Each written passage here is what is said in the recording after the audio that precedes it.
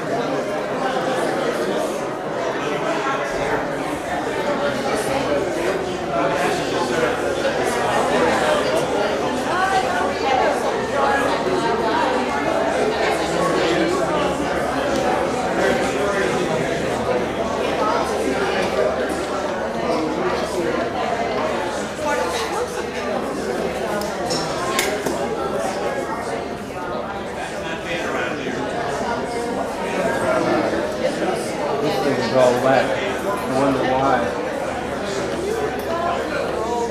We're gonna start. We're all washed up, is that it? I hope not. I think I'm good for another 6 months. Or longer. Okay. Well, you know what they just say, things are great, and then suddenly, often, well, that's the way to go. That's the ideal way to go. I dread having to be in a nursing home and not be able to get out of bed and whatnot. I'd be very happy to have a good meal with friends and go to bed and then not get up the next morning. But I'm in no rush. I'm in no rush. That's the ideal way to die. Well, oh, good for her. Then she's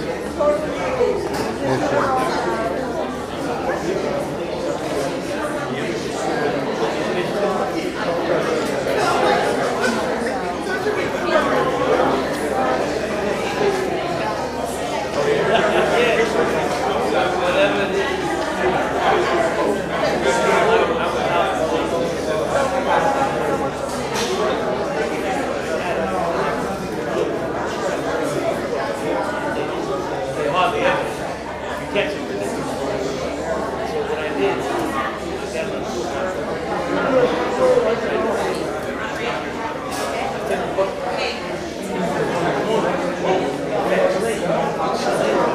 Ladies and gentlemen, we're going to get started. Please find a seat quickly. Thank you. We will have time to chat later.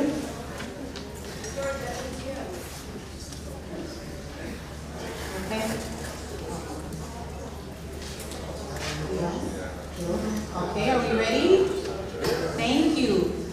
Good evening, distinguished panelists, elected official Howard Rose, thank you for joining us. Our neighbors and friends, welcome. My name is Alexandra Soriano Taveras, and I am the chairperson of the Teaneck Democratic Municipal Committee, and it is my privilege and my pleasure to welcome you on behalf of the TDMC. Welcome tonight. We are delighted to have you with us on this very wet evening to participate in our first development forum, Teaneck into the 2020s. Your presence here tonight demonstrates the importance of this topic and your commitment to the future of our town. Our goal this evening is to leave here with a better understanding of what is happening in Teaneck, how development impacts our suburban town, and what our role is in this process. Our distinguished panelists will be able to provide information regarding the following. Is development good for Teaneck? What are the benefits to the community and to its residents? What is currently being developed? What is the process for new development? What is your role, what is our role in this process, and can we influence development in our town, and how do we do that? Now, before I hand the microphone over to our moderators, I would like to recognize the hard work of our Action Committee, who organized this forum in such a short time. Our Action Subcommittee Chair, Henry Frisch, and Shelley Frisch, Victoria Fisher, thank you, yes, you can, please. Cheryl Hall, Josh Spears, Gina Gersberg, Art Batsky, Bill Orr, Jonathan Ross, Ron Schwartz, and our Action Subcommittee collaborated with members of our Public Relations Subcommittee, Michelle Bivens, Cheryl Hall, once again, very busy, Gina Gersberg, once again, very busy. Thank you. The committee appreciates and acknowledges the hard work that you put into getting this event together. And now I'm honored to introduce our moderators for the evening, Cheryl Hall, who's representative of District 16, and Joshua Spears, who is our representative for District 15. Thank you.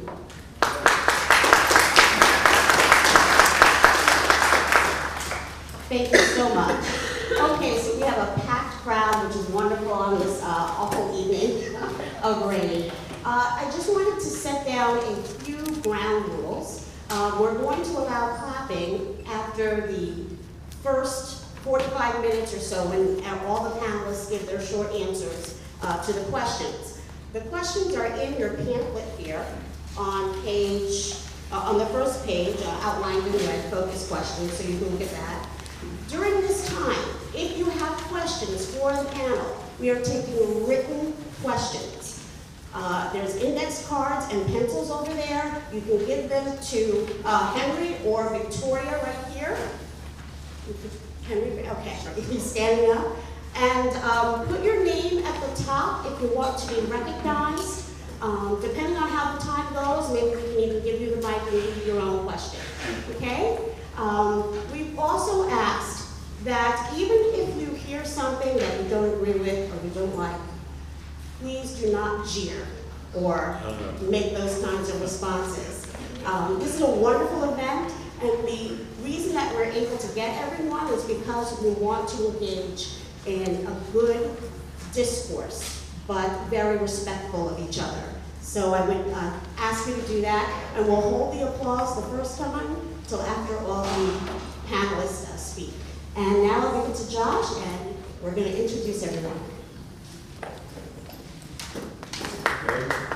Have all the panelists introduce themselves, starting with Alan Sohn.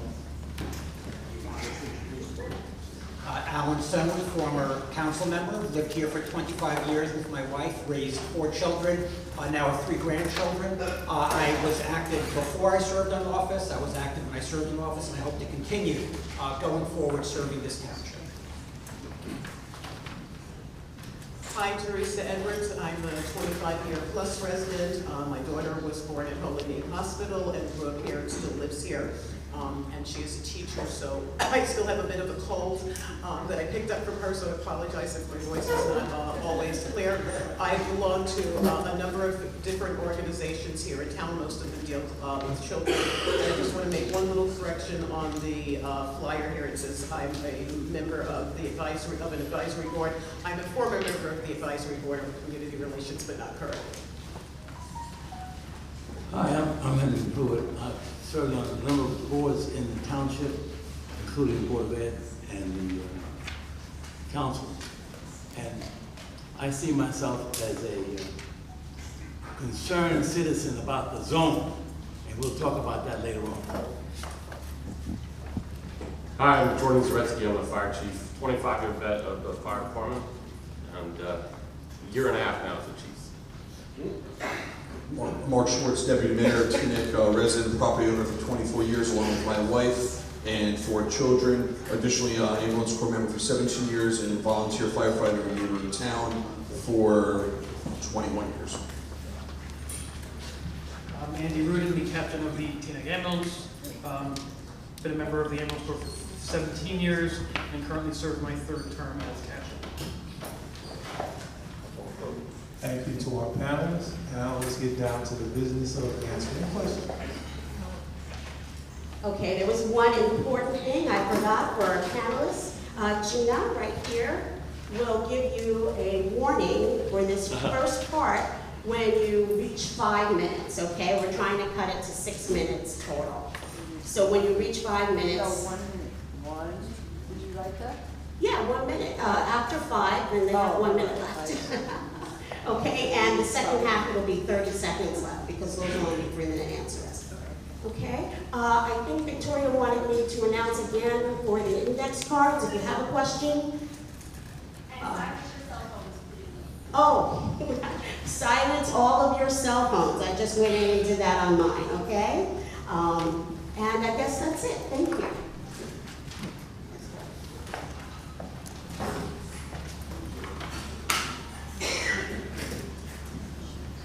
Alan Sohn, you have the honor of being the first. I want to thank Alexander Soriano Tavares and again all the members of the TDMC. I want to thank our moderators, Cheryl, Josh, and again everybody for showing up. This is an unbelievable important opportunity for us to share and express and exercise our opportunity to share in participatory democracy here in our township. In terms of development, is development good? Of course development is good. The last thing we want is a static township that is just decaying in place. But there's nothing better that describes how we should be looking at development than what it says in our 2007 master plan. The conclusion says, the overarching goal of the master plan is to move forward while respecting and recognizing that all change is not bad and all growth is not good. What we need is a council, land use boards, a community as a whole that has the wisdom to distinguish between the development that is good and the development that is not. The best way to move forward is with planned development, based on a master plan developed with community consensus, and that is unequivocally good. A master plan is intended to serve as a guide, a roadmap for how we should be developing. Where are residential uses? Where are commercial uses? Most of us don't live next to a gas station. Most of us would not want to live next to a gas station. Most of us can count on a master plan that says commercial uses are in certain parts of this township, residential uses are in other parts of this township. We also have goals and objectives that are part of the legal, ethical, and moral obligations we have to provide affordable housing. To that end, this township has committed with Fair Share Housing to provide 535 housing units, affordable housing units, across this township. And we should be sharing this burden across this township. In order to provide 535 units, we will need about 3,600 apartments, where 15% of those are set aside as affordable housing units. They should not all be placed in one specific part of the township. One of the best ways to move forward with that master plan is to look at some of the goals and objectives that are stated within. Some of the goals are to invigorate our business districts and to bring economic vitality to all of our business districts, whether it's Cedar Lane, Teaneck Road, DeGraw, Fort Lee Road. And we have those opportunities to do that by bringing again what our master plan describes, mid-rise mixed-use development, where people are living on top in apartments above retail, where they can go downstairs and go shopping. We had an opportunity to do that at the Verizon building at 1500 Teaneck Road, and there will be no retail in that building. We had an opportunity to connect, to provide one of those missing links between the stores at the Walgreens Shopping Center and the stores that continue north, starting in Amsterdam. And we've lost that opportunity. Providing for a Teaneck Road streetscape is an element that can help bring economic vitality, but it is not sufficient to provide that. We need to be bringing people to Teaneck Road who will live there, who will shop there. We need to be bringing people to Cedar Lane who will live there and shop there. And just look at both of those streets and look at what we're doing in bringing that economic vitality to our township. We need to foster development here in Teaneck. We can see the ways to do that correctly going forward, and we can see the wrong ways to do that. And I think one of those best or worst examples, depending on how you want to look at it, is the proposed self-storage facility on Route 4, which was basically placed and spot zoned into our master plan. Let's foster mid-rise, mixed-use development across this township, the kind that will bring new residents and new vitality to our business districts. Let's bring residents and added vitality and build a Teaneck that we can afford and where we all want to live. Thank you very much. Thank you all for coming.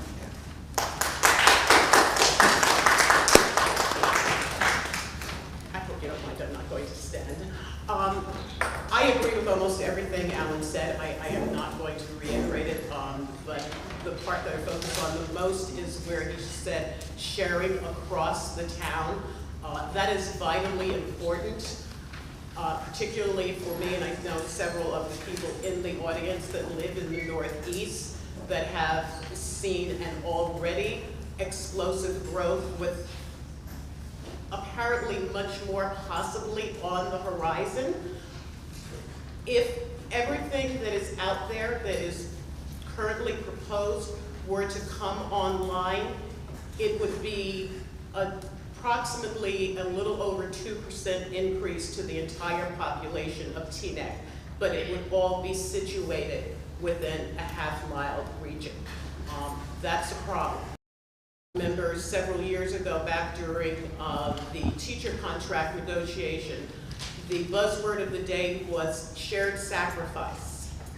And I don't see that happening right now. Again, I do believe that there does need to be development in Teaneck. You do not want your community to become stagnant. You do not want vacant buildings to decay and start falling apart around. You don't want roofs collapsing in. You need to keep on top of this, but you need to do that with proper planning.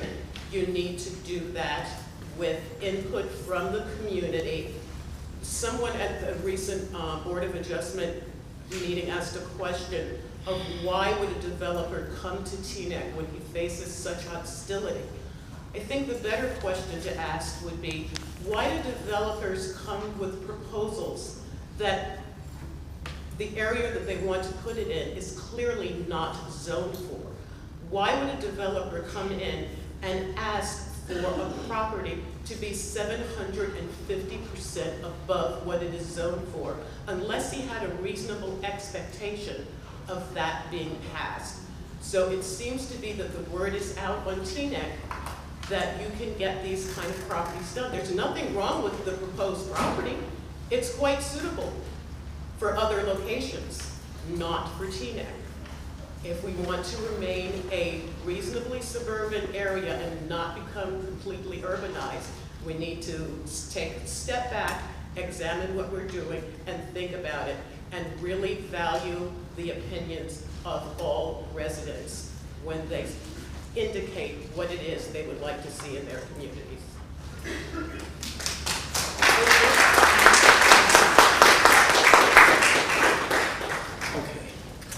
There are about 15 sites in Teaneck that are being considered for some kind of development.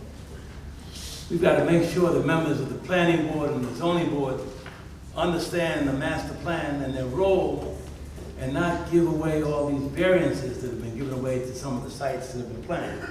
The difficulty here is that 7 of those sites are within a couple of blocks of each other. And we're coming from behind now to figure out how we're going to move all those people around. In the zone, I call it the zone, that's between West Englewood Avenue and Tryon Avenue, and Teaneck Road and Palisade Avenue, there were 91 housing units already.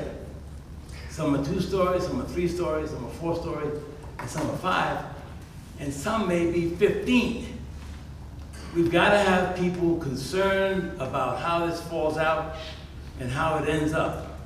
We know development is going to come to Teaneck, but we've got to make sure we have the right people making the decisions that affect the township. And I'll stop now.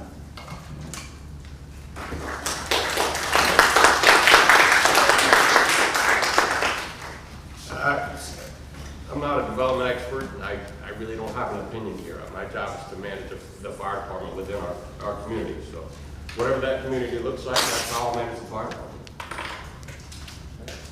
Thank you.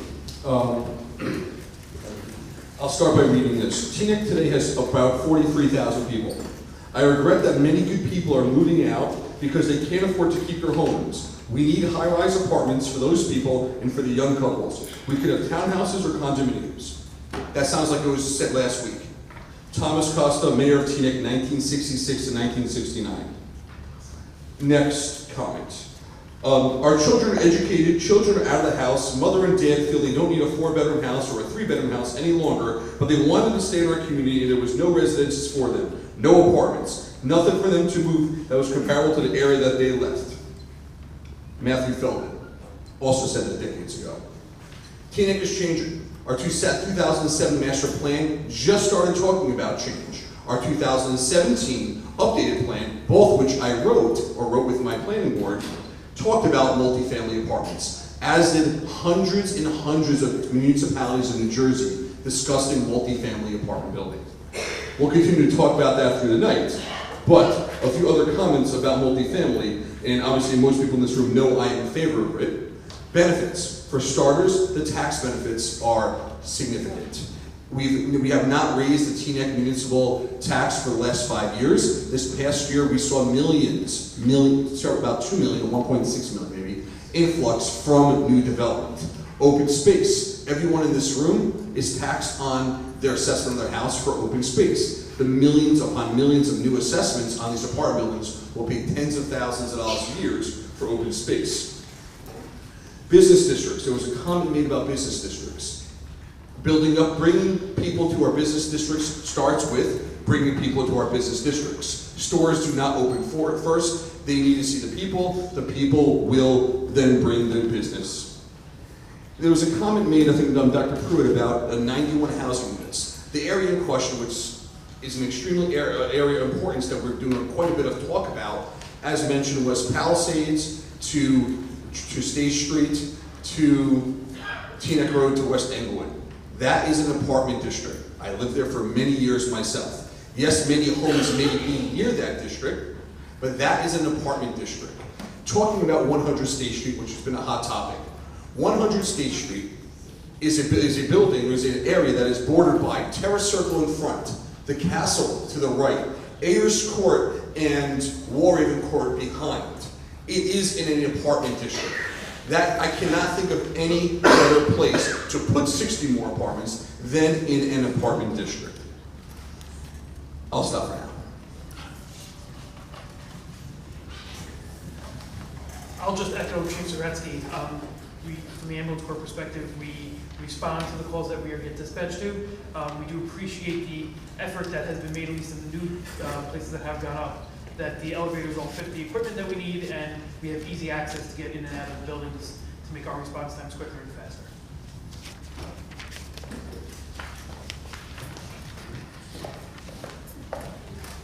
Thank you. Question number 2.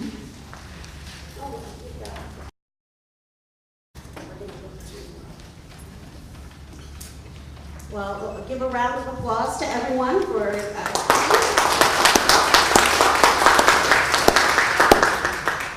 and I think we can now start. They answered the questions generally that were in this pamphlet, but I think we have a lot of questions from the audience. Do you have those ready? Okay, so we'll take a minute to do that. And actually, I have a question, so I guess we'll ask mine first before we get everyone in there. This would be to the ambulance and fire safety. What are the needs in terms of increasing support for fire and safety and ambulance if we increase the population in the Northeast by 1,000 to 2,000 people in 1 year? When we need new equipment, hire more people, can you give an idea on what kind of needs we might have? Chief, I'm going to skip the board. Start with you, man. So from the ambulance corps perspective, no one gets hired, period. We're 100% volunteer. We continue to look for new people and new volunteers all the time. Our volume has increased over the time, regardless of the extra people moving in. The population has gotten older, therefore our volume increases constantly. The new complexes that have gone up might throw us over 5,000 calls a year. And if that does, that would probably put us to be the only completely volunteer ambulance corps in the state that has that kind of volume, which we pride ourselves on. But again, I don't think that, I mean, there's nothing more than additional people that would be a need for us. Thank you. I'm going to do it without the mic. It feels constraining. So there's a couple answers to this question, right? Obviously, we've seen some development, and if you've heard me talk about it before, my message has been consistent. A larger building, especially a wood frame building, presents a different fire problem to us. Now, my bosses on the council will like me to hear, won't like to hear me say it, but I'm a fire chief. So if you ask me, would I need more people? Yeah, the answer to that is absolutely. I could use more people all the time. What will new development mean? I'm not entirely certain. We are trying to structure our fire department so we can fight a bigger fire, right? That's the reality of having a bigger building. And what I've been saying is, to fight a bigger fire, to make the analogy as simple as I can, I need a bigger hammer, right? And so we're in the process of developing that, right? And we're doing that as cost effectively as we can by having a lot of conversations with our neighbors across the river that way and across the border this way. And I think more broadly, a restructuring of the fire service as a whole. We all have to have a bigger hammer. But you have to have that bigger hammer if you have one building or if you have 50 buildings. You still need the bigger hammer. You can't do the job with a little tactic. A bigger hammer means more capability to fight. If you have a larger building that is made of wood, right, that presents different problems than a smaller building made of wood. So the hammer that you have enables you to deal with that bigger fire capably. But if you have one of them, or if you have 100 of them, you still need the bigger hammer, right? And the truth is that we need the bigger hammer already because we have those bigger buildings, one. And there's bigger buildings in Hackensack and there's bigger buildings in Engelman. So we're going to be called on to fight fires in those bigger buildings. We need the bigger hammer. That's what that's what we're tasked with. That's what our job is, right? From my point of view, it doesn't matter to me if we have 1 or 50 because it's very unlikely that I'm going to have 2 fires in these 2 buildings at the exact same time. And I'll joke around about it like I'm calling in sick that day, but I'm not. We'll do what we have to do. Is that helpful? Did I answer the question? If seeing a huge increase in residency, our run volume spikes, then I'm going to come to you guys and I'm going to say I'm going to need more people. Because if we have a huge spike in run volume, that's what will happen. Thank you, Chief. Okay, this next question is from Cheyenne. Really she wanted someone to address the third question, what is the process for development approvals? And that's a really good question. Soup to nuts, how does a developer come to Teaneck? Where does the process start? When is the public notified? When does the council vote on it? And we'll take 3-minute answers. Who would like to take that question? Dr. Pruitt? Maybe I can try the anti-microphone thing too. Can you all hear him? I'm aware No. of how development happened in the zone. Now the first, I'm not sure what the timing is, but there were 3 projects that came to the planning board and to the council that I participated in the discussion, and the community participated in the discussion. One was Avalon Bay. That was a butterfly museum, and I'm happy that it didn't turn into a factory. I went there today. It's going to be a nice place, and it's a little bit out of the way, so it may not be as in a congested zone like the other places are. You should go. It's interesting, and it's a nice place to go. The other one was 1500 Teaneck Road. 1500 Teaneck Road was a derelict telephone building which was a blight on the community. Lots of things could have happened there, but there was a lot of participation in terms of community. The community helped to make sure that there's no exit on Amsterdam Avenue. It kept the height down to the same height as another building on Teaneck Road, about 60 feet. It turns out that's going to be an interesting building. It has lots of amenities. That's 2. The third one is the old DPW on Teaneck Road. That's a derelict building too. And the objective here is to put a senior citizens development in that spot and try to get senior citizens from Teaneck to get in there. Those are the 3 that I participated in. The rest of the buildings went to the zoning board, and I'm not part of that participation, and we can talk about it another time. Before you can I just say okay, I just want to read the question again because I'm not sure I was clear on this. What is the process for development approvals? So if I'm a developer and I come to Teaneck and I want to build a building, where do I start? What's the process? So it seems to be a pretty factual-based question. I usually turn to Alan Stone, who can probably quote the laws and the facts. But just for starters, I just want to point out that I just mentioned this, and I'm going to mention it again, that if and when that senior citizen building opens up on Teaneck Road, I hope we can name it after our a lifelong Teaneck advocate and leader, Henry Pruitt. So I make that announcement publicly as well. I'm in trouble now. And I'll try to give the dull answer to this question. If someone goes ahead and purchases land, say the 140 State Street, which would be the abandoned gas station at the corner of State Street and Queen Anne Road, that would be the southeast corner. What would then happen was they would purchase it, they would close on the purchase it, or they would be in contract with the seller. They would bring their plans to the town, say to build a 5-story building. The plans would get denied because it doesn't fit the zoning, which at that point was a gas station. They would then file they would file for a variance, which would either go to the planning board or the board of adjustment, depending on various criteria. It would go to one of the boards. We'll skip the merits of which particular board. That board would then go through the requirements and the variances. The building department would go through the variances. They would notify the neighbors in the surrounding area, and they would make the presentation to the planning board. Hi, we want to build a 4-story building, to which in 2009 or so they presented. The planning board came back and said, we'll give you approximately 35 or so units with a bank on the first floor, with a drive-through or some entrance there on Queen Anne Road, but we also want their third and fourth floor setback. These are part of the back and forth that takes place over the years with the planning board. The planning board approved that, it wasn't built. They then came again to another plan, and that was sent to the Board of Adjustment for various reasons why it goes to one or the other. And they presented a building with about 50 or so units and 2 stories of parking garage below, which also was approved. Subsequently, the building was knocked down. They started digging. They found that they hit water, and they could not complete the building as proposed. Though now I'm hearing that they could not complete the building as proposed because the cost to build with the water was significant. Not that they couldn't build it, but to build it because of the water would not pencil out.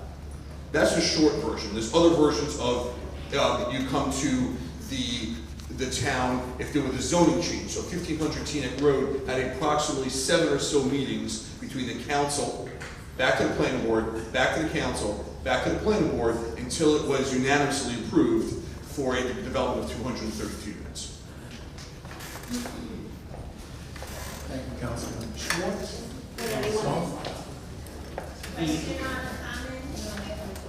You need to get a index card and then you can write it down. So just to break down the detail, just to refine it a little bit. The first thing, once somebody buys a property, is you have come up with a plan. You're going to look at the master plan. You're going to take your plan to the zoning officer in the building department. Dan Melfi is going to look at it, and in almost 0% of those circumstances, the zoning officer is going to say, everything is fine. You fit within our master plan. You fit within our zoning ordinance. The problem is that in huge percentages of where developers are even going to think about developing, a lot of what we have there is just not working.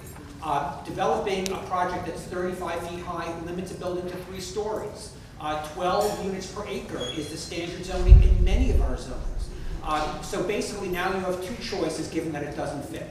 You can either try to change that zoning by going through the planning board. The planning board can also grant waivers to allow a building to go ahead. But if that zoning is changed, as was described for 1500 Teaneck Road, for some of the other projects that we've gone forward, we can change that zoning.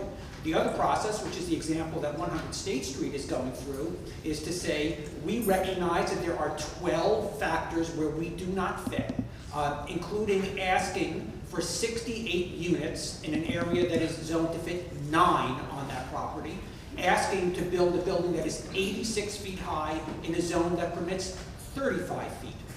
And basically you're asking and offering their set of circumstances. There's an opportunity for those residents who live within 200 feet. There's an opportunity for all residents to speak to this, but you're getting those things changed, an exemption, a variance from the rules that apply to everybody else. I've seen many decisions where homeowners are asking for 0.1% of extra lot coverage, a building that's 6 inches or a foot too wide or too tall. And they're given a very strict form of justice from the Board of Adjustment. I see developers come in and I see an effort to bend over backwards. And we need to strike a balance to serve the residents who are asking their requests, making reasonable requests for modifications to go above and beyond. We need to be looking to our developers and saying that they too should be expected to largely comply with our zoning, what we've developed. And where that doesn't work, we should be making changes and we should be thinking about how we go through that. And I think it's that process of making those decisions and who is making those decisions. Are you represented on those land use boards? Are you represented on the Board of Adjustment? Are you represented on the planning board? And we should have diverse members of our community making those decisions on behalf of all of us residents. Thank you. Now, the next question here deals with the schools. What, if any, impact will this development increase development and increase our schools? Are we ready for it? Now, due to the fact that we don't exactly have a representative from the school board here, but there are several board members in the audience, I will ask the panelists and any of you want to address this, then I will turn it over to one of the school board members. I'll just address it very briefly in that at the last meeting, they indicated that there will only be about 6 children in the building who would be attending the schools. That's a very limited answer, because even if that were true and verifiable, if there are any families who choose to send their children to private school, then the district is responsible for transporting the children to there. So it doesn't have to be children who actually physically attend the public schools to have an impact on the public school budget and finances. And that is something that is mandated, so there is no way around it.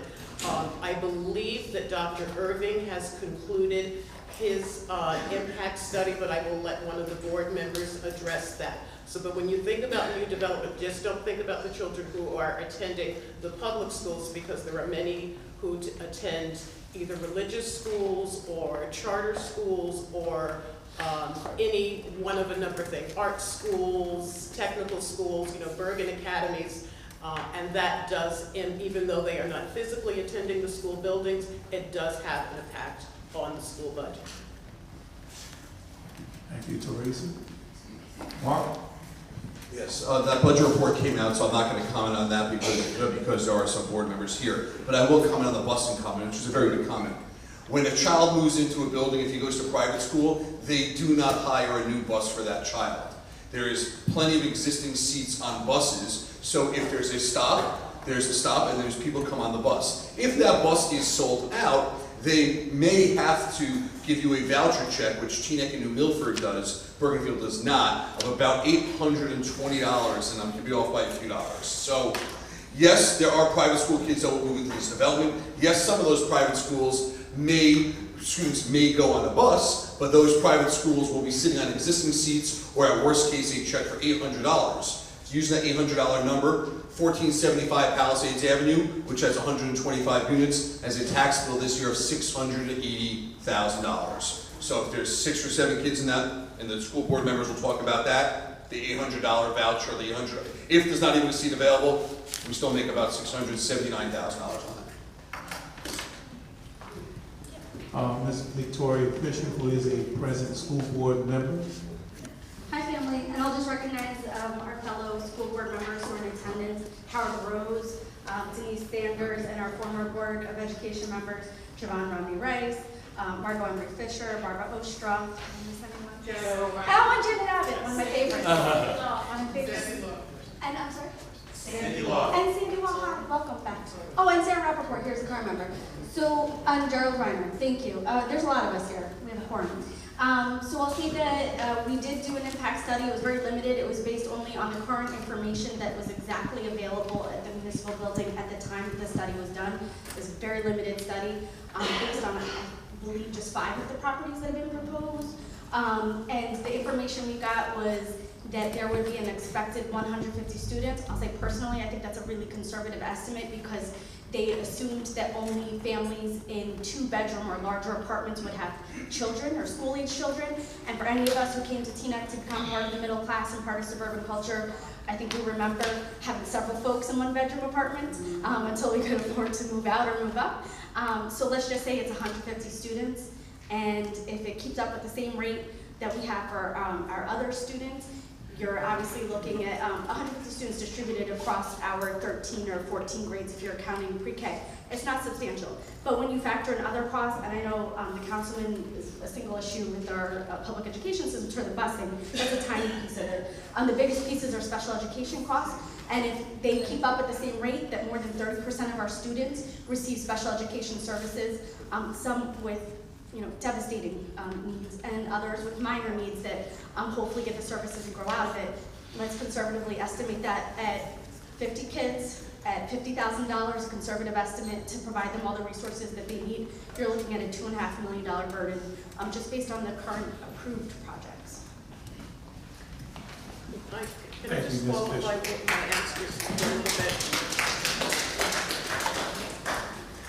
I I just want to say, because it was so long ago it escaped my mind, when you are a resident and you choose not to send your children to the public schools, as I did in the beginning of my child's academic career, you do have the option, if you so choose, of not accepting a bus or accepting a check. When my daughter attended private school in Teaneck, I did not request a bus and I did not take a check from the district, because once I decided not to use the public school that was a stone's throw from my house, I felt it was the school's responsibility to educate her. It was my responsibility to get her there. So it doesn't have an impact on the school, but it doesn't have to. It is the resident's choice. Thank you, Teresa. Before I go to the next question, is there any other school board members that would like to address that? Mr. Ryan? Yes. Good evening. Excuse me, in my wildest dreams, I didn't think I was going to be speaking tonight, so I apologize if I fumble. I just want to say is that anything I say is obviously my opinion and not that of the entire board. One of the things is that when it comes to this study is that, just to clarify, the study that was done by the district was based on available data that was based on some of the developments, but it was also based on the United States Census data and the demographic studies around the state. It was actually done as a result of a requirement in the education statutes, Title 6A. Excuse me, I don't know the exact one. I hope that the school district does post it on the district so you can see it. It did say an impact of about 150 students, of course, separated amongst the various grades. And that's really what it comes down to, is that there's a lot of conversation sometimes when it comes to schools also about kids who are maybe attending who don't belong in the schools. And the thought that if you take that one student out, you automatically save $20 or $30 or $40,000, it just isn't true. What has to happen in order to really impact the cost of the school is that there has to be a significant concentration across individual school districts or individual grades in order to mean that you need additional staffing or something like that. The teachers are still there. Also, when it comes to busing, the busing isn't just a blank check. When you offer courtesy busing, it is a choice that the district does. We do in order to embrace the diversity of Teaneck. And in doing so, the statutory requirements, they limit that check. That check can be no more than $1,000. And when you spread that over 9 months, it's really not a lot of money. It's not like an entitlement, it's just an opportunity to get reimbursed for part of that busing scenario. And then the school district also helps bid those districts, those bus routes, in order to save costs and everything like that. So it's not everything is cut and dry, obviously. We don't know until people actually move in. But the data that we're being shown, it doesn't look like a significant impact right now, at least specific to the schools. Thank you, Mr. Ryan. We have another school board. Oh, okay. Oh, can you just come a little closer? Howard Rose. Thank you. Very quickly, two things. First of all, we're mixing municipal and Board of Education money. When we talk about expenditures, the expenditures are for the Board of Education. And when we talk about tax dollars coming in general from development, it's really money that's coming into the municipal government. So it's really apples and oranges. In addition, I believe that it's a choice a parent makes as to whether or not they'll take a voucher or require the district to provide busing. So that can have an impact. The net result of the study that was done, at least as far as I've heard, is that for the future, we just don't know. Thank you, Howard. Thank you. Those were very honest opinions. Okay, for our next question, I'm going to read it because it's directed at Mark, and I know he won't yell at me. Okay. Also, if you want your name, if you want to read your question, you need to just put your name somewhere on it, and then we can call you up. This says, Mr. Schwartz did not mention whether the property was tested for contamination, since it was the site of a former gas station. So I guess they're talking about the property on Queen Anne right here.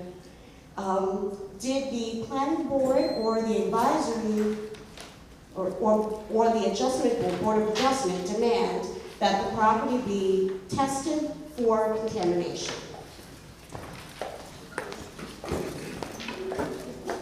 The simple answer to that that test is far above our pay grade. Many people know about the 7-Eleven that went up at the corner of River Road and Cedar Lane. Why wasn't that an apartment building? The cleanup needed to take out the gas station contaminants from that location is far greater if you're building residential as opposed to literally throwing on a cement pad and building a 7-Eleven. 1280 Teaneck Road, catty corners to the 7-Eleven and Sterling Cleaners, was a contaminated gas station for years. That was also approved to be a 6,000 square foot building. They're starting some groundwork now if people have driven by and seen. Also, they have cleanup requirements that the state mandates that they showed us, but we're not experts in even able to justify that. That has to go to a much higher authority to prove that they've cleaned it up. Whereas 1475 Palisades Avenue, that Hunter building that just opened up, that was a contaminated storage and oil truck storage and oil storage field for decades. That underwent cleanup for well over about 12 or 13 years before they were able to build. They felt that the cleanup required there was far beneficial it was cost effective to then build that building.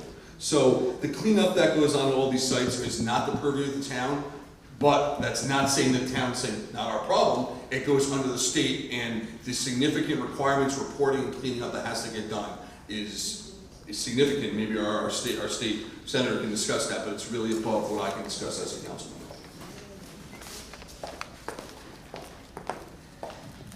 Did anyone else want to comment on that question? Okay. So again, contamination has a cost. It needs to be addressed. It needs to be remediated. But the question is what should we be doing as a community to deal with it? 1475 Palisade Avenue went before the planning board, went before the Board of Adjustment and said that they needed added zoning, a much taller building to cover their cost of remediating the contamination, but never provide details on what that cost would be. We should be looking at helping provide an opportunity to make sure those sites are remediated and not just being left as unused contaminated sites. We have other sites where that's been an issue. The Haluba property along the railroad tracks adjoining Herrick Park is another site that has significant contamination, where when they were looking at the process of developing that site, they were asking for bonus zoning, again, never disclosing what would need to be remediated. Probably the worst site in terms of the amount of contamination that is being considered for redevelopment is 1600 River Road, the DPW site, which has probably every form of contamination. I don't know about nuclear, but there's probably everything else. There's asbestos, there's oil, there's lead, there's everything there. There's going to be a significant cost that needs to be done to that. And we need to find either an opportunity to say we're not doing anything residential there, as was described. Sometimes it just does not make sense. So let's just cap that, deal with the remediation, and put a DPW. Or recognize that any effort to put a residential site on that location at 1600 River Road, the existing DPW site, will be an incredibly expensive job in order to be able to remediate that and to ensure that there's public access for residential buildings on that site. Thank you. Okay, the next questions are directed at fire and safety. It said, Chief, you agreed with the panel consensus at Senator Weinberg's workshop on fire protection for wooden multifamily structures, that they should not be packed in closely to each other. Similarly, does a 70-unit structure, I think it's 68, 70-unit structure where they have 0 feet at the rear of the property line, which backs up against a similar structure, in your opinion, is that fire safety? And I had that question twice from 2 different people, so thank you. I'll do that. Can you guys hear me if I just talk? I don't like. Go ahead. All right, so just so we're clear, the fire code is pretty specific in what it allows and what it doesn't allow. And Senator Weinberg put a program together, I guess 2 months ago now, where she was, I'm just trying to give us some framing here. What framing? Point framing. Where she's, I think, I don't want to speak for you. What's that? I said I'm not helping you out. Okay. I think what you were trying to do is help to change the fire code. And so her suggestion and our suggestion is that when we have these larger wood frame buildings, that they go to what's called a full 13 system, right? So if I get nothing else, but I get a full 13 system, in any building, really, and we don't have to limit it to the larger structures. Again, those present a different problem to me, but there's an awful lot of structures within Teaneck and within this area where we've modified the legacy home. So if you have a split or whatever, or you have a ranch home, and you put another level on it, in the last 20 years, it is likely that you use lightweight wood frame, right?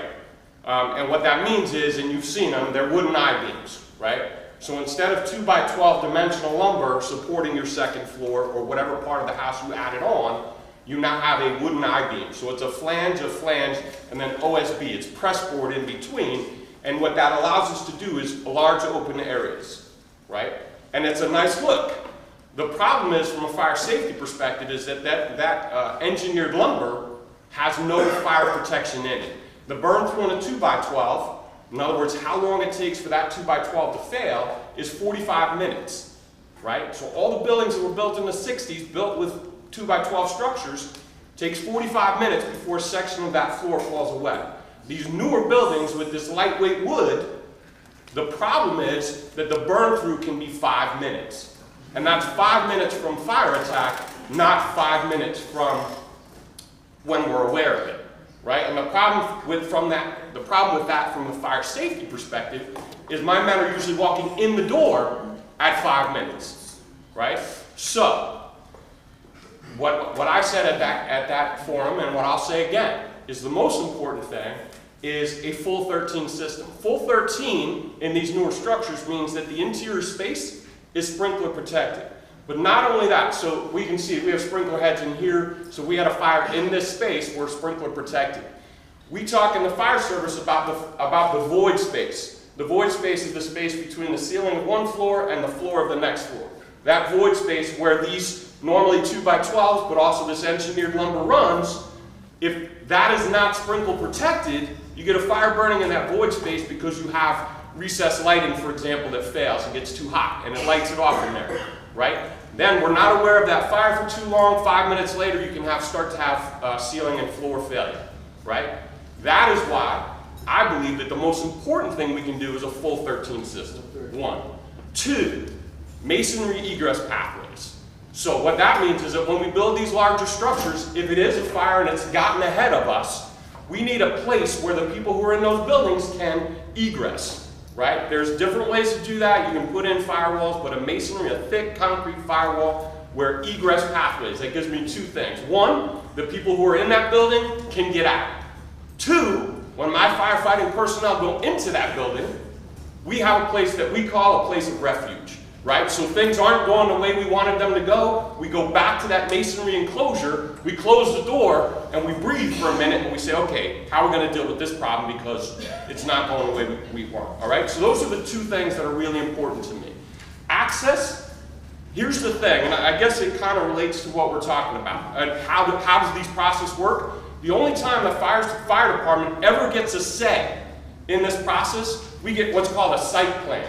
Now this is a very unspecific thing that just basically lays out where the building is going to be and what access is, right? And so, for example, on 1500 Teaneck Road, we required a roadway around the back of that, based on the size of that building. Not 68, it's got a little bit more, and I'm concerned that there's literally no access. We were able to negotiate that in, right? What I appreciated about Senator Weinberg's piece is as follows. That we're trying to change the code, because when we go to negotiations on those site plans, we're negotiating with the builder and we say we want sprinklers and we want masonry egress pathways and we want access if we deem that necessary in that site, right? The problem is that the code doesn't say those things. So the builder can just say to us at that point, no. Now both Avalon Bay and 1500 Teaneck Road voluntarily went full 13, which I'm very appreciative of, and they went masonry egress pathways. I haven't seen the site plan for 100, but I'm assuming they're going to be compliant there. And I understand that the builder or the occupancy behind it has taken down they used to have garage structures on the back lot there, and they took them down and they're putting in a flat parking lot, which I'm appreciative of. One of my guys happens to work part-time for that property owner, and he suggested it, and it kind of winds up as a win for us, because even though it doesn't sound like they're going to have access here, we'll have access there.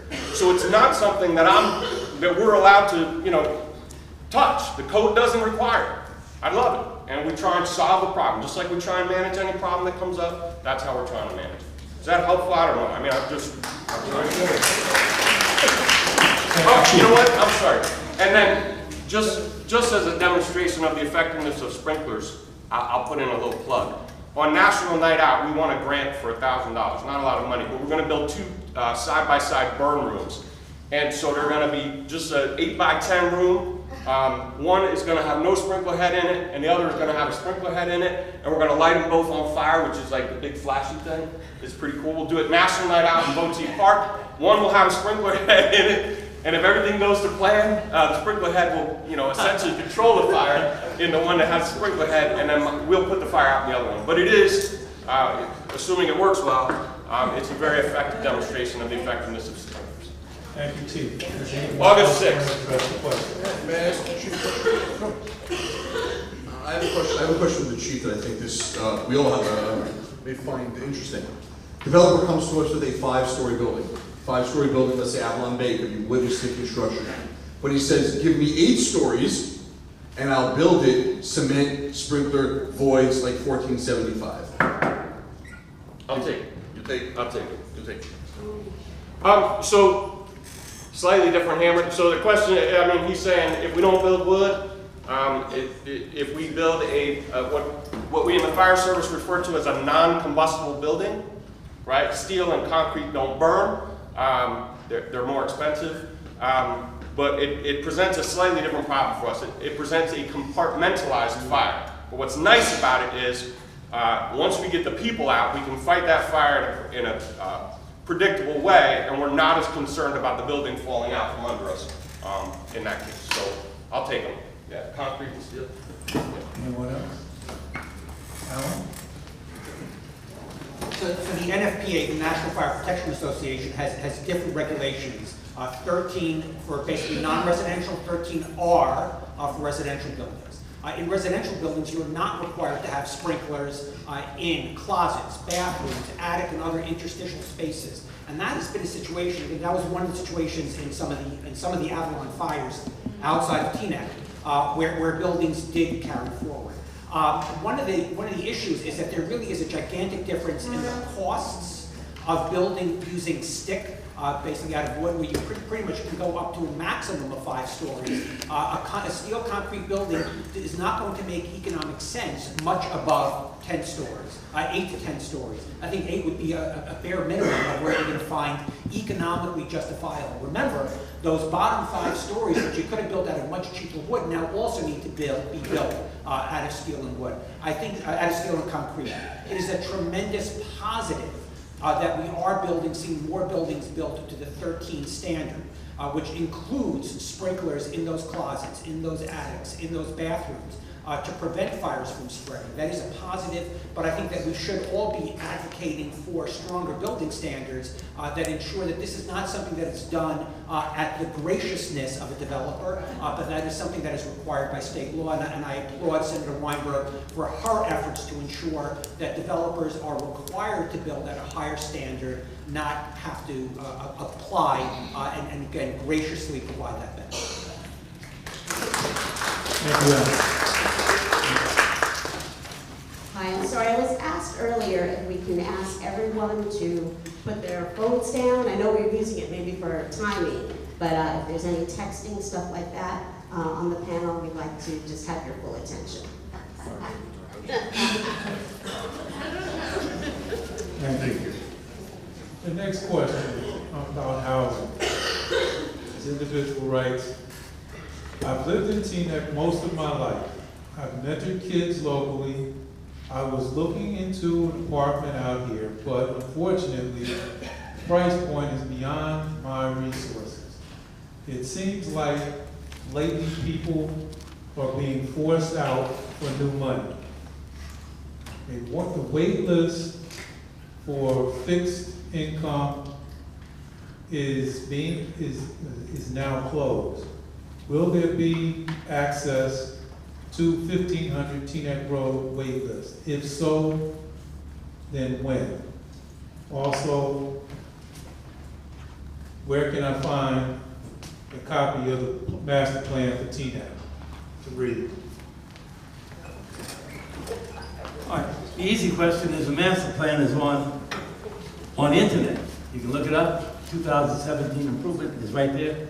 Every building that's been up and put up lately has had a 10% set aside for low-income people. And I believe, Mark, if this is correct, any new building is going up to 15% set aside.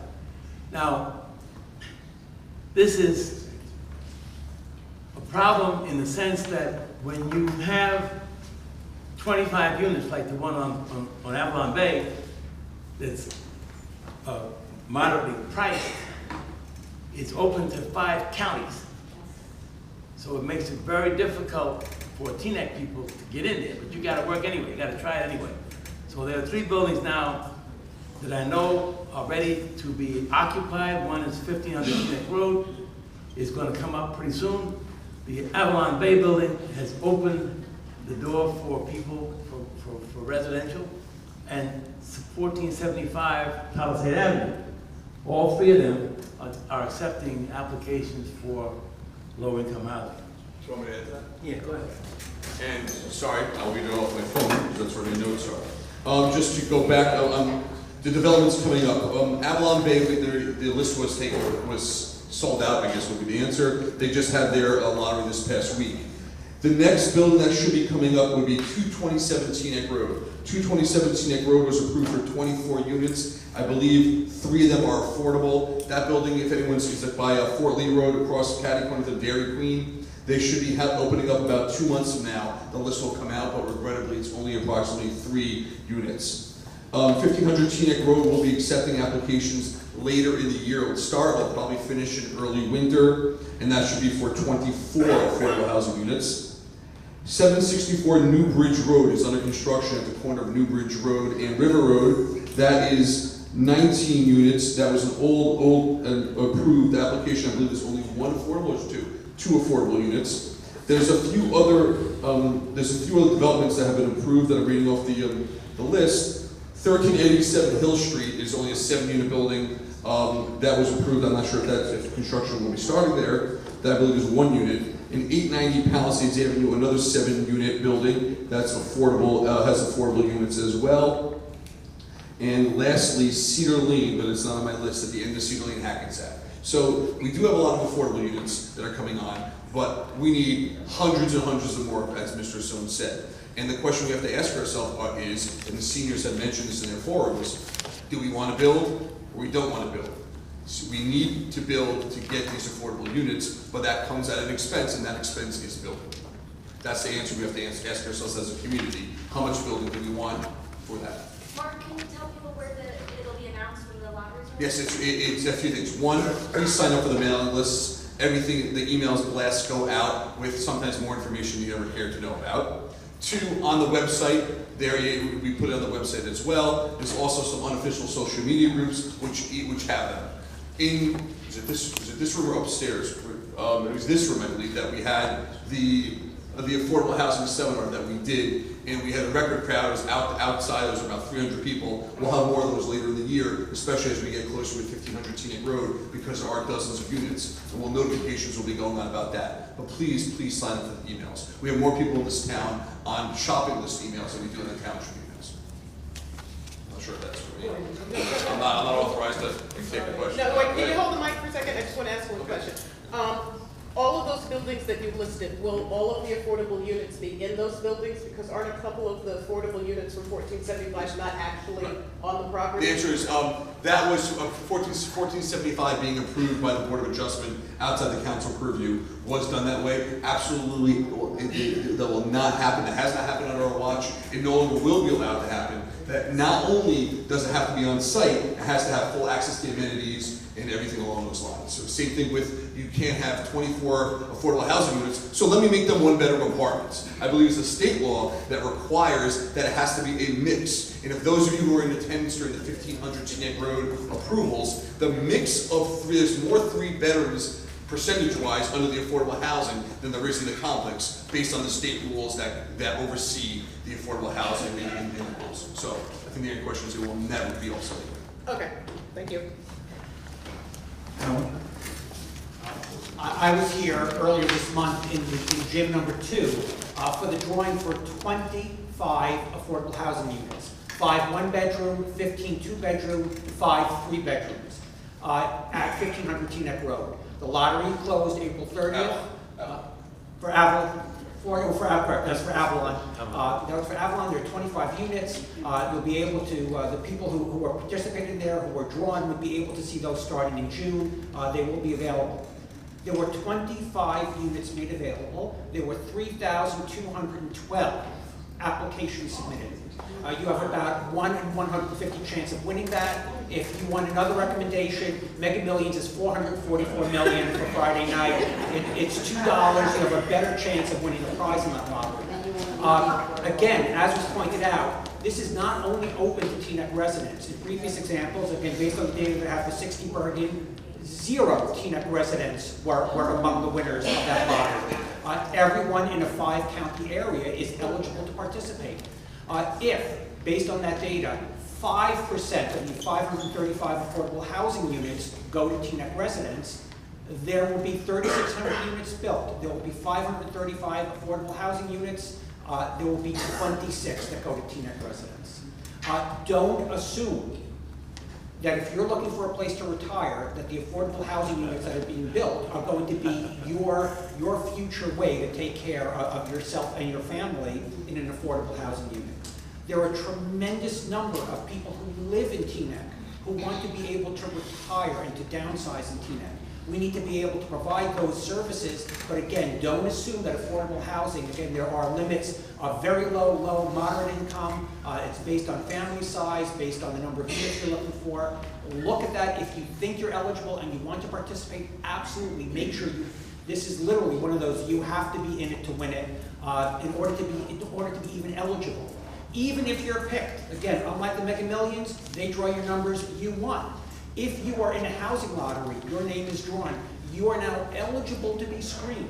You need to fill in and submit further detailed financial information that is going to be reviewed by Piazza & Associates, which represents the township. Then, once that is accepted, it will go to the developer, in this case Avalon Bay, who can evaluate your application using the same standards, credit, other application requirements that are applied to all other residents in that building. So even if you win the lottery, even if you're number 1, you are in no way, shape, or form guaranteed that you will be able to get an apartment. This is something that is a tremendous benefit. It is something that is a legal, ethical, moral responsibility that we have as a township, but it is in no way, shape, or form mean that there are going to be 535 worthy Teaneck families moving into those 535 affordable housing units. This is a question for Mark, so pay attention. All of the units that are affordable are not the same. I was over at Avalon Bay today, and all the units that are affordable there are like all the other units in the building. But in some of the buildings in Teaneck, the affordable units are smaller. Is that true? Yes. Yes. Now, Barbara, you know the answer to that. Yes. What's the answer? Yes. The answer is that they're not all the same. So some of them are affordable, but they're cheaper in a real sense. So it's not exactly a level playing field. That's correct. Thank you, Dr. Pruitt. Next question. I do believe this in regards to affordable housing, not just apartment applications, but it reads, who will be in charge of the processing of apartment applicants?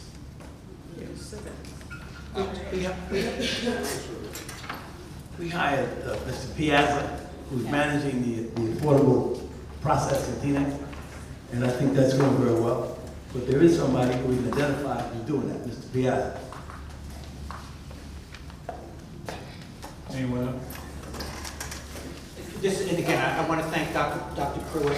Dr. Pruitt and I, Councilman Ron Rice, who's standing in the back, really wanted to make sure that those affordable housing units were allocated fairly and objectively.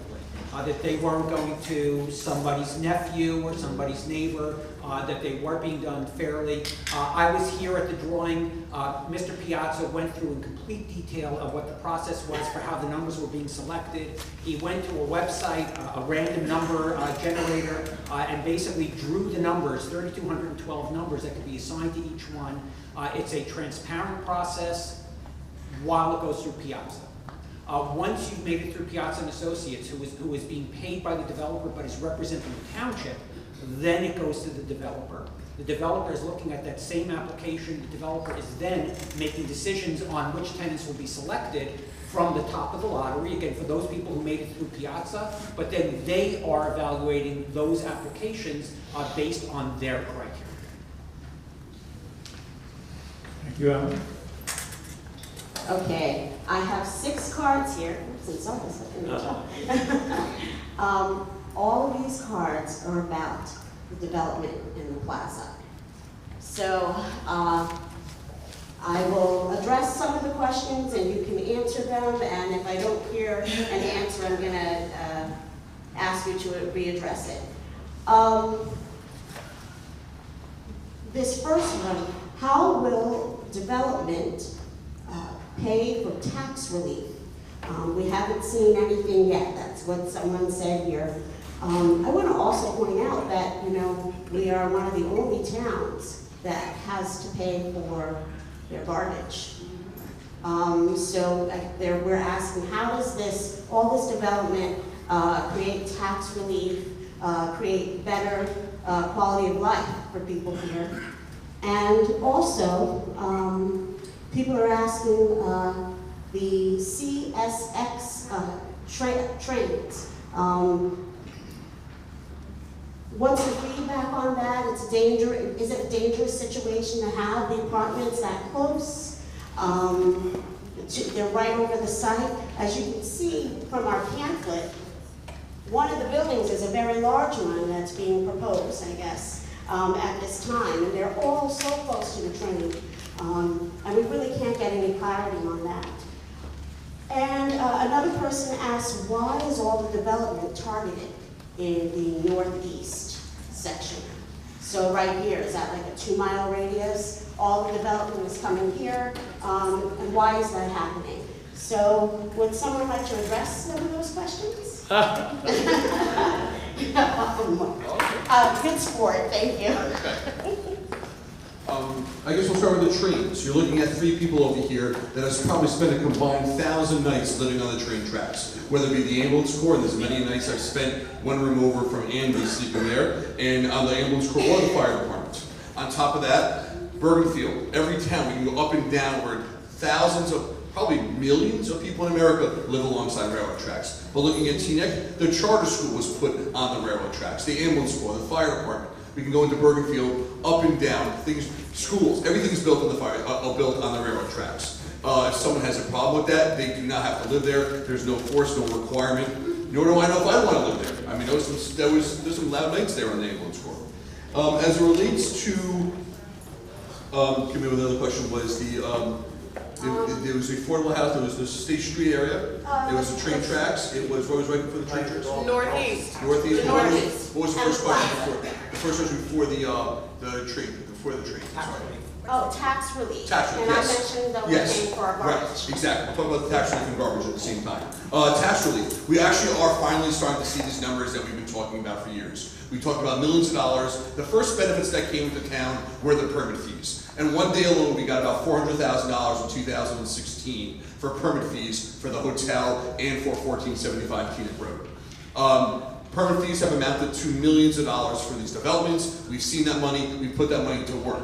This current year, the budget that was just approved is the first time that we're now raising our spending. We're spending more this year, but we're not passing that along to the community. The reason is because we've increased our assessments. The hotel is now fully online with the property taxes as well as the room and occupancy tax that's charged. We have that coming in. What's not factored in that's going to come in for next year is the $680,000 for 1475 Palisades Avenue. Avalon, which hopes us to get their occupancy on June 15th, that'll also be approximately $1.1 million net of what we were getting from the vacant lot, so approximately $1 million. We're expecting that this year, and then the following year is 1500 Teaneck Road. That money is being put to work because we are not raising our tax rate for 5 straight years as a result. Garbages, I pay $35 a month for garbage. They come to the side of my house where all the raccoons are, they pull it out, they take it, they put it back. In my opinion, that's the best money ever spent. The town cannot do it for that cheap. If you want garbage picked up, you will pay for it. There will be new hires, there will be new pensions, there will be new health insurance, there will be new trucks. The town cannot do it for cheaper. That's called privatization, which is a newer word, but somehow that's been in Teaneck for decades upon decades upon decades. So, as always, Teaneck is at the foresight on doing things like that. As it relates to the Northeast, I believe that's in the Plaza Business District. 100 State Street, as I mentioned before, is surrounded by apartment buildings. To say that these 60 units are coming to the northeast section of town, it's in an apartment district. We're putting that, it's surrounded already by apartment buildings. Avalon Bay, 248 units, is not in the northeast. The Newbridge and River Road is not in the northeast. The few others that were approved, Cedar Lane and Palisades, is not in the northeast. 1500 Teaneck Road is absolutely right on Teaneck Road in the northeast. And Dr. Pruitt set up community groups who met with the developers and made changes as a result, which is why that plan received unanimous approval by the planning board and by the council under Mayor Lizette Parker at that time as a result. That is a model for any future development. Meet with the community, see what they want, add that in. When it came to the 1500 Teaneck Road, I'm sorry, the DPW on Teaneck Road that we own, that is why we offer to the town a age-restricted, income-restricted senior housing. Because we own the land, we can control what goes on there. If the community says, we don't want that there, and they may say it's because 5 counties of people get to live there, only 3 Teaneck residents are going to live there, I, who live on Westerville, don't want it because it won't benefit my neighborhood, that's fine. I believe that's what the neighborhood wants. The council, which controls that development, won't approve it. I don't think it's the right thing to do. I think we should approve that age restricted, but if the community doesn't want that, we can control that. We do not have to do that. But what we did do, and we've discussed in the council meetings, is the first floor commercial space. One thing that was mentioned was making that a drop-in senior center for seniors that can't get to this building. We can control that, we can put it there because we own that site. Yeah, I think that we're in the midst of a time now where every town, up and down Teaneck Road and up and down Berkeley County, is putting housing developments in the town. Nobody likes it, but it's a way of kind of managing the uprise in Texas. The fact that a lot of them are on Teaneck Road near State Street, it just happened that those properties became available for those purposes. There's no grand plans to overstack State Street. It just happened that those 6 projects happened at the same time, and what we have to be concerned about is the neighborhood impact. We gotta make sure that Teaneck Road from Route 4 to Newbridge Road has monitored red lights so people can come out of the side streets and get on Teaneck Road.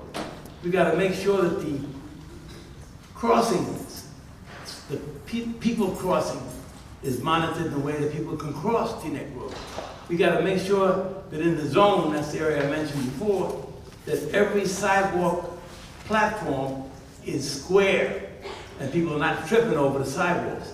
We got to make sure that the street lights are in those areas. We have to make sure people can walk and talk and get around, so that there's work that should be done now. We don't have to wait for development.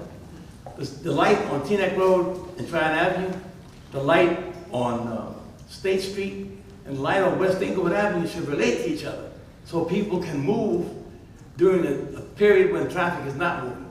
We have to do that right now. We don't have to wait for development. We have to make sure that those kinds of movement things are taken care of, with or without development, immediately. Thank you. I just have to go back one, because I didn't feel like the question was answered, and I have this concern. The CSX trains, now they're carrying crude oil, coal? Have the people that are moving into these apartments been made aware that they, are living next to a train, and if there's an accident, they're the first ones that are going to be in serious trouble? And in terms of safety, even medical, are we equipped right now to respond to something like that? In terms of the ambulance, can we respond to a train accident carrying coal or crude oil or other contaminants? Yeah, a mass casualty accident. Are we prepared for that? So I have that question. Alan's had his hand up for a while, so I'll let him go, but please think about that. I really started becoming aware of this when I was driving to Mayano Yeshiva High School, located at the north end of Palisade Avenue, and I would see oil trains, tankers, sitting on the side of the tracks. And I saw that a sign, a red diamond with the number 1267. And I sat down with my phone and I looked it up, and those are unit trains. They could be 100, 120 tanker filled with crude oil. Mayano is at the end of Palisade Avenue. The only exit, the only egress is along Palisade Avenue. It's not the only school that's impacted. TABC Yeshiva, TID, you have Benjamin Franklin Middle School, you go down to the charter school at the other end. So much of our infrastructure right next to the tracks. A derailment right next to TVAC, a derailment right next to Fire Station 4, they are right on top of the tracks. Our Rhoda Center is pretty much just a couple hundred feet where we are right now from the tracks. This is our main emergency center. We need to be prepared. We need to be taking care of that. We need to ensure that developments that are located next to those tracks are appropriately secured. I am definitely and absolutely concerned about the Avalon Bay building. A wooden stick kindling wood construction that is located right directly next to the tracks, that is going to be filled 24/7, largely with, in many cases, with older people who are not able to get out. Now, is the Teaneck Fire Department trained for this? Absolutely, and I don't think you could ask for better. It is one of the tremendous benefits of having a paid fire department. They're not just available for calls, they are there to be trained, and I constantly hear not only about having a phone truck and having a phone truck that covers a lot of this area, the coordination with other municipalities, the training around the country out in Colorado. You're paying for that, but you're getting tremendous value for that. Are we prepared? Yes. But we're prepared, and we have a fire department that is prepared for a very, very, very real risk of a fire, of very, very flammable, more flammable than regular crude oil that is the Bakken crude. And I think we need to be prepared for that. One of the things that I've recommended is having cameras monitoring, because we need to be assured not only that we are protected from those trains, but one of the concerns that I have is, are those trains protected from us? Anybody can walk up to a train, and whether it's to put up a penny on the tracks and have the train go over it, or worse, those trains are largely unprotected. And again, is it a concern? Is it going to happen? I don't know. I hope, God forbid, it never happens. We are prepared, but it is a very, very, very real risk that we need to be dealing with.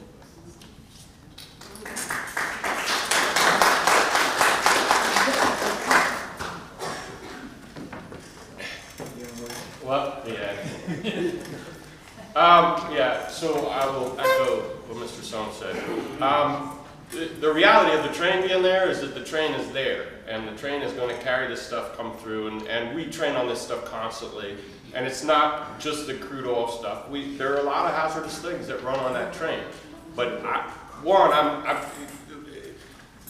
if the worst case scenario happens, it really doesn't matter where it happens. I was at a FEMA training. One of the nice things about being in Teaneck is our proximity to New York City gives us access to a lot of FEMA money. So this is national money that your fire department spends going on training. So I'd say it sort of moves around a little bit, but 30 to 40% of our membership has been to crude oil specific training in Texas, and it's wonderful training. And we do what we can to be prepared for that what if. One of the things that I was able to do is we went to a tabletop exercise, and we said, okay, well, let's say that one of the rail lines that goes through Jersey City with the same kind of stuff on it rolled over, and they have similar population density around the rail lines. And it's a big problem. And what I consistently say when it comes to this is we are as prepared as we can be.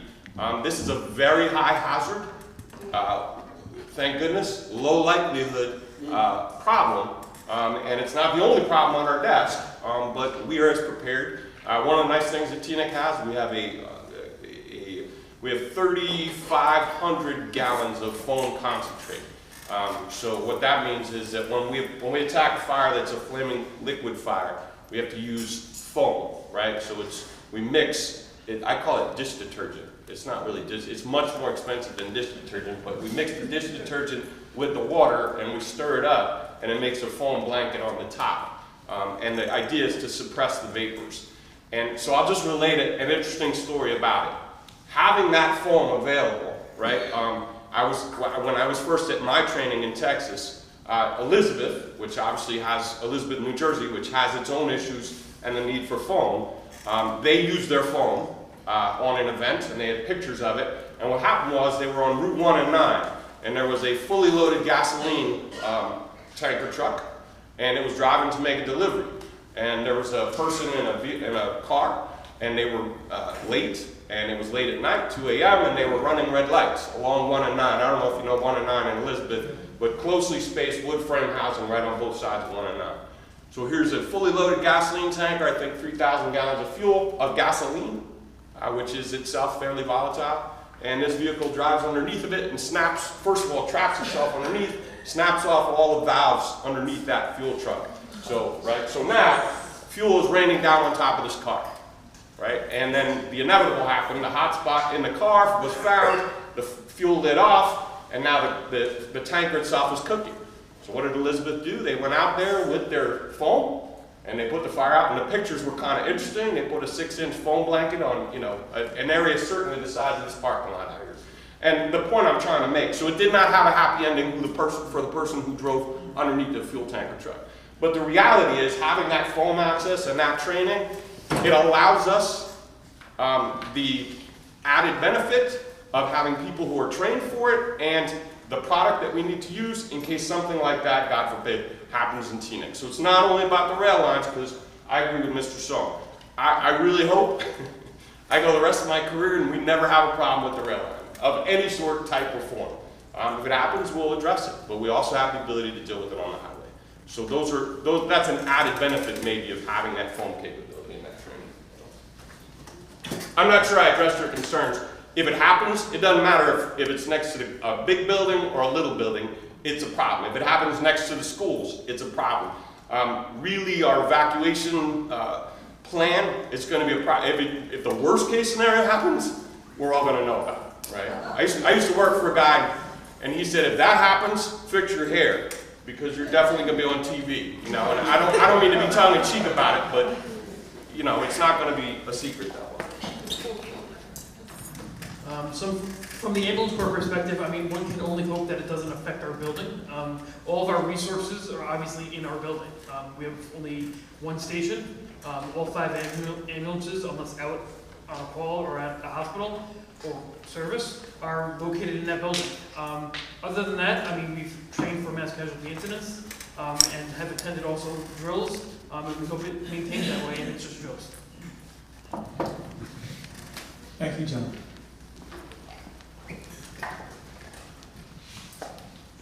Okay, The next questions, I have about 4 of them, and they are all on impact studies for the development in the Northeast. How is that impacting us? Do we have currently the infrastructure to support an increase of 1,000, 2,000 people within a year? Do we have infrastructure to support that? I asked this question online, and someone said that we have more than enough infrastructure, that it was built more than enough. I kind of find that hard to believe, but I would like to hear from all of you. First, also, please tell everyone here, I've heard it at the council meeting, but when we expect the impact study that was ordered, when do we expect that? How can we all see it, etc. And who would like to take that?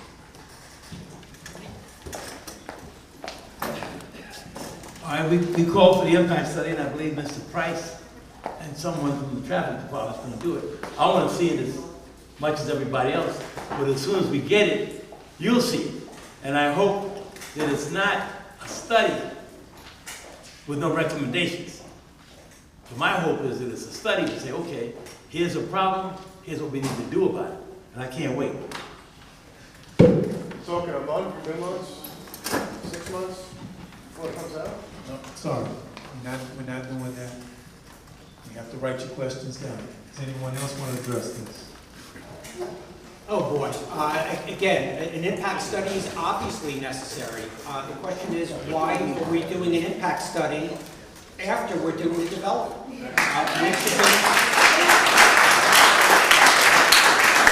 should be figuring out how much we can accommodate and then making a decision how much we should accommodate. I can fit 23 people into my house. Should I have 23 people living there? Maybe that's too many. We should be looking at ensuring that we have the capacity. I appreciate that Mr. Price is serving as multiple hats. He is the planner for the Township Council. He is the planner for the Planning Board. He is the planner for the Board of Adjustment. But if we're going out, if you have a medical issue and you're getting a second opinion, there is a reason why you go to a different doctor to get that second opinion. Whether it's confirmation bias of that first physician, whether it's having a different set of eyes. And it is incredibly invaluable to find out what's going on. The question earlier about the impact on the Northeast, for whatever the reasons are, there are a lot of projects that are outside the Northeast. For example, my neighbors across the street will have 2 affordable housing units in their backyard.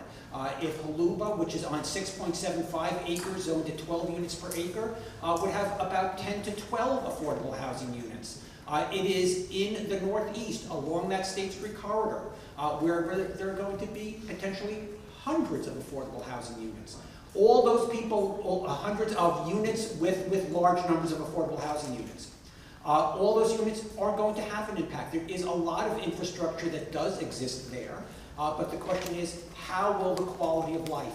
Anyone who's driving on that little stretch of Amsterdam, which runs 2 blocks from Teaneck Road to Palisade Avenue, knows that all the housing that's being developed, whether it's 1500 Teaneck Road, 1475 Palisade Avenue, the schools that have gone up, impact the ability of people to drive across that 2-lane street. How will our buses be impacted? There are already significant overcrowding on our buses. A plug for Senator Weinberg's District 37 Commuters Forum. We don't have enough capacity there. We should be looking beforehand and evaluating what the capacity is and using that information to create a master plan that says this is how much should be here and this is how it should be spread across the country.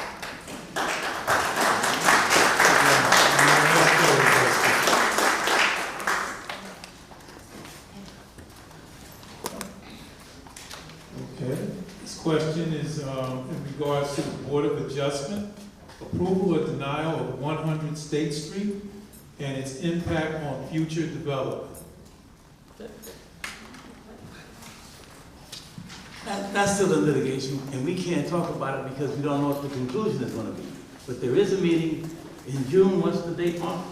It's not set, 5th or the 16th. 6th or the 20th. That's still in the discussion stage. We don't know what the outcome is going to be.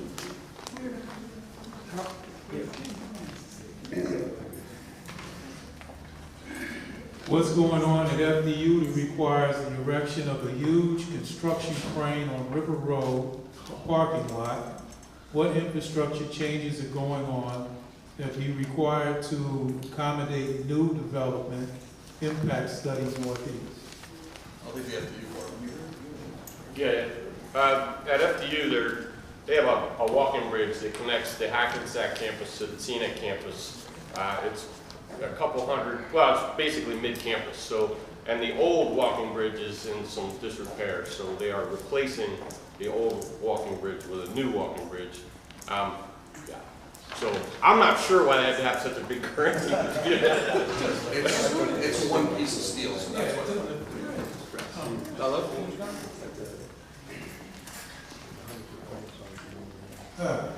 No mention of traffic has been addressed that will be problem on Windsor Teaneck Road.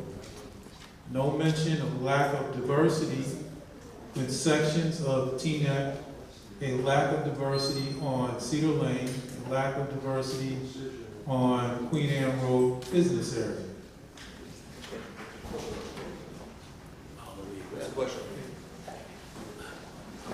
Obviously, this person thinks that there's a lack of diversity in these areas. For the businesses or the houses, I'm sorry? No, it's the business district. So, I both think Cedar Lane and Plaza, it would seem to me. there are plenty of vacancies. Open up. If the question is why is it lack of diversity, that's the first time we've actually heard that question. There's about 5 or 7 vacancies in Cedar Lane. Any store is welcome. Queen Anne Road has several vacancies, or I think 1 vacancy. So if there's somebody interested, we'd love to have any store there. Also, about the lack of mention of traffic, impact of the traffic. That was addressed. That's part of the study of essence.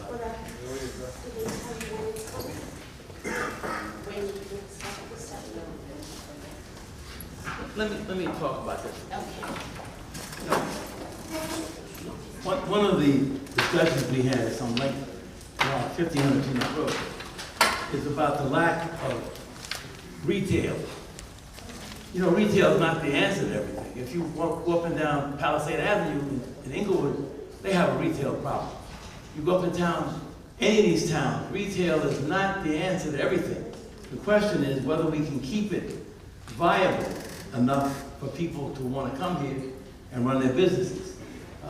There's a Crispy Crust store that just opened up last week down by the fire station. You got to try it out, brand new.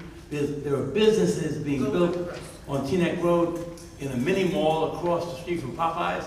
There's a lot of activity going on in town, and we want you to come out and support those businesses so they can stay here. And if you know somebody who wants to come to Teaneck, let's come and have them talk to the community, what is it called? Chamber of Commerce, and we'll try and find them a spot.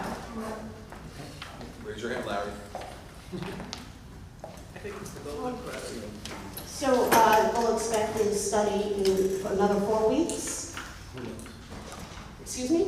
I don't know the answer. Oh, no, okay. No, everyone's really interested to see that. Okay, I have a question here,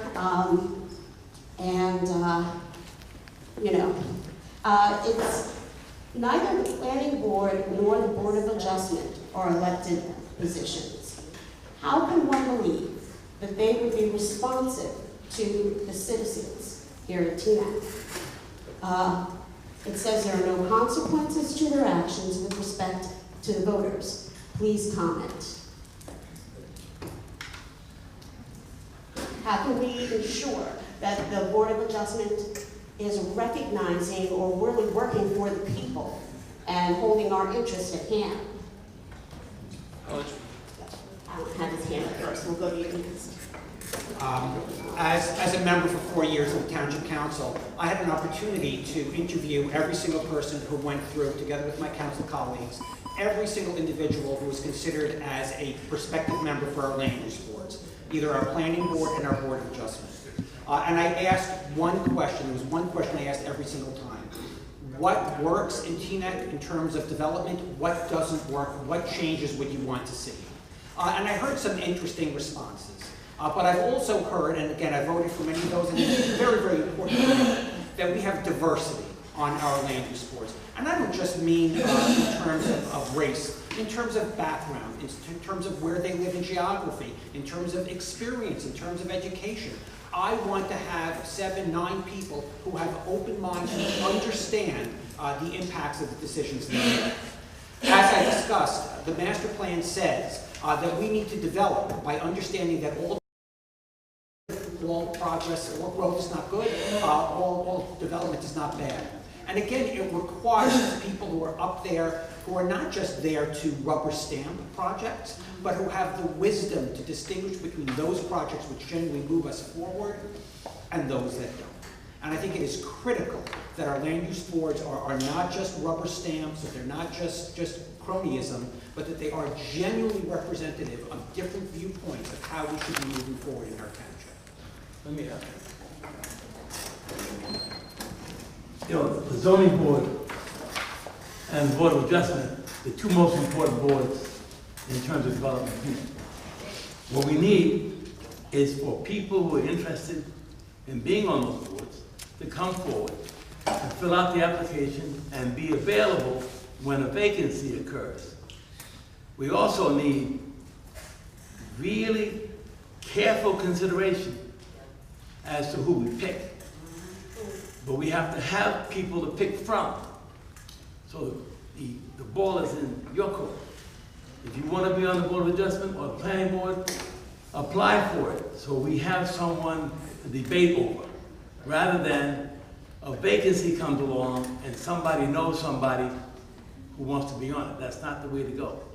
We have to have qualified people who are in the wings, who are waiting for those two boards, and they're much more important now with development than they were before. I have an excellent line that was said in the 70s, and I'm going to hold that line for the next council meeting, and I'll read it at that point. I'm going to ask this question. Raise your hand if you put an application to join the Board of Adjustment or the Planning Board. Raise your hand if you're on the Board of Adjustment or the Planning Board. Mr. Hill, when we interviewed, when did you put your application in?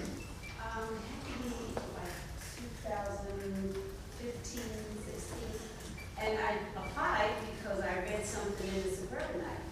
But then the response that I got, that there was no position available at the time. Excellent. Ms. Belcher, when did you interview? In 2017. And you're on the board now? Mr. Platsky? 2014, 2015. And are you on the board? Even though I believe you're actually a planner, correct? Yeah. Mr. Rose, you, how long have you been on the board for? 15 years on. Okay, so we have about 4 or 5 applications in the room. Please put in your applications. There's a lot of great boards to join. You just saw just the people we just spoke right now, diverse living in different parts of town and whatnot. Please put your applications in. So are you saying we apply? Absolutely. Absolutely. Okay. Stand, since everyone else is standing.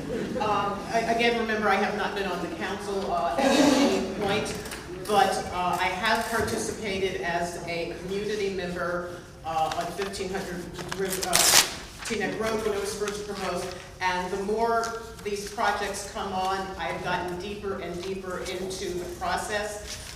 I had to put in an Oprah request for the traffic impact study for 100 State Street. I was able to pull traffic impact studies from all over the state of New Jersey and compare them. Not being a resident of any of those other towns. Only one person, maybe larger than should be, but only one person. I was able to pull traffic impact studies and documents relating to other developments in other towns that I cannot do here. Having done that, I'm a little concerned sitting through some of these planning board meetings and some of these board of adjustment meetings with some of the questions that are either being asked or not being asked. The documents that are being put forth, I can honestly say, are not the most deficient I've seen. I think that badge goes to Dunell in New Jersey. I think they have 0 standards, but I'm At this point, I'm under the impression that Teaneck is far from the best and that we could do better. So I agree with Alan. I would like to see more diversity of background. And Dr. Pruitt, didn't you put forth someone this year that I believe they said no questions were asked of them when they went in? Did you not put forth a name this year for the board? We talked to people and they answered and asked questions. Yeah, there were people. Okay, so yes, please go out, put in your applications if you are interested, because as a resident, as a layperson, just probing into this myself, I'm a little, more than a little concerned about the process here and how it goes, and more so the questions that are not being asked than the questions that are being asked. Let me you know, every project is required to do a traffic study. And what I've been trying to do is to get the traffic study for a zone done. Now, those 6 projects on State Street, there's been no study of the total picture. Now, we've asked for that, and that's what I think Teresa's talking about. We have, when they decide on a building, they say there's a traffic study, but there's been no study of the whole region, and there needs to be a study of the whole area. Well, I agree with you, there needs to be a study of the whole area, but no, I was not speaking specifically of the whole area. I was speaking specifically about 100 State Street. Okay, we have to wrap up. There was one question I wanted to pose, but it might be longer than a 1-minute answer. This has been a wonderful experience. I think we need another one soon, like maybe in the summer. Before I volunteer anyone else, I would be very willing to do this again with all of you, because we couldn't get to every single question. I think maybe people would like to speak up, but I thank you all for coming. I did have one last question. If Mark, maybe you can answer in 1 minute. The question is, how did we decide to use Mr. Price for all of our impact studies? And can we change that? His appointment predates me. I mean, he's been a planner here. I'm not sure I can answer him. Mr. Price was a planner before I was on the planning board. He's actually recognized as one of the top planners in the state. I do know that for the 2007 master plan, we switched companies to another company that's since been out of business, and it didn't work out that well. I don't know why Mr. Price wasn't chosen for that. That was well above my area back then, but I'm a big fan of Mr. Price. Mr. Price would be able to answer this question in about 45 minutes to my 45 seconds. So I really can't answer it, but I look forward to the impact study, and what I'll do, Cheryl, is in the next week or two, he's in Italy right now, but when he gets back, we'll reach out, see what the estimated time to receive it is, and you can forward it to the group. I would like to thank all our panelists for coming out tonight.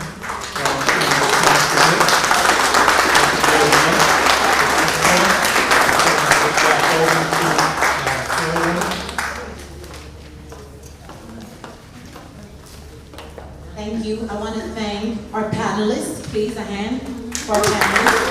Thank you for spending your time with us. I would love to thank our moderators. I'd love to recognize Senator Weinberg, who's always supporting residents of Teaneck and looking out for what's most important for us. Again, a shout out to the Action Subcommittee and those on the Public Relations Committee who put this event together. Thank you. June 12th, in this room, will be our transportation forum. We will have people from the Port Authority and from New Jersey Transit here. Give you the plans on the new bus terminal. We're June 12th, 7 o'clock in this same room. And as I said, people from the Port Authority and from NJ Transit will be here. Thank you. Two more things. Okay. Shout out to Gina Gersberg, who spent her birthday here with us tonight. Happy birthday, Gina. Addison, and Chuck for video recording this evening. Thank you. And I would love to thank all of you for coming out. Because we need to continue to stay involved, fill out those applications, join those advisory boards, come to a TDMC meeting, go to town council meetings, go to the Board of Ed meetings, and please do not forget to sign the attendance sheet. Thank you for coming out this evening. Get home safe.